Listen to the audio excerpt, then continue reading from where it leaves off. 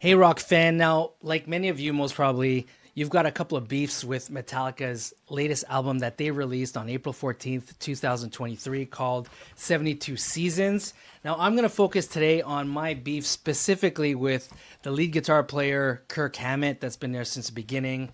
Now, before I get into that, let's just run through a couple of fun facts for you. You ready to do this? All right.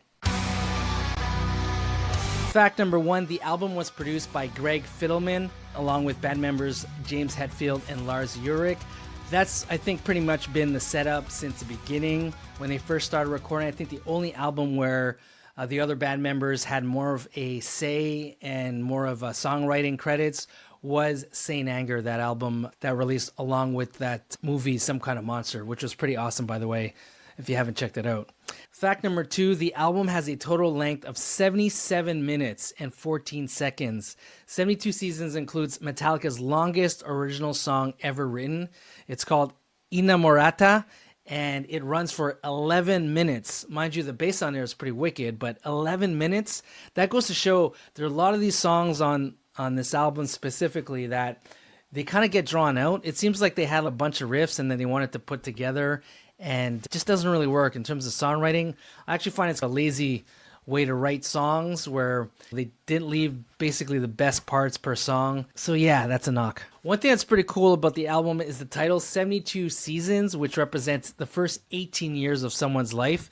So James Hetfield had fun just writing about those formative years and how one's identity is shaped within those first 18 years. Fun fact is that I think James Hetfield wanted to name the album originally Lux Eterna. It was the first single actually that came out, Lux Eterna. And basically it was 3 against 1. One thing I learned while watching one of the Kirk Hammett's interviews is that he actually approached the recording of 72 Seasons in a more spontaneous approach when crafting his solos, and I gotta say, it definitely shows. The solos I find on this album is like super predictable. He loves that blues scale, and he uses the crap out of it.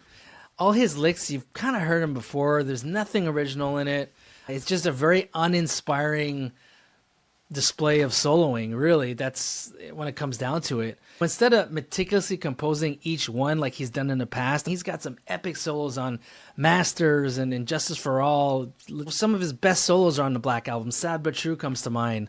Kirk Hammett actually has a quote saying that he improvised 20 to 30 solos when recording 72 Seasons, gave them all to Lars and Greg Fidelman, and went, "You guys edit them." Now, first of all, I wouldn't wish that upon anybody, to edit 20 to 30 of those type of solos. Jeez.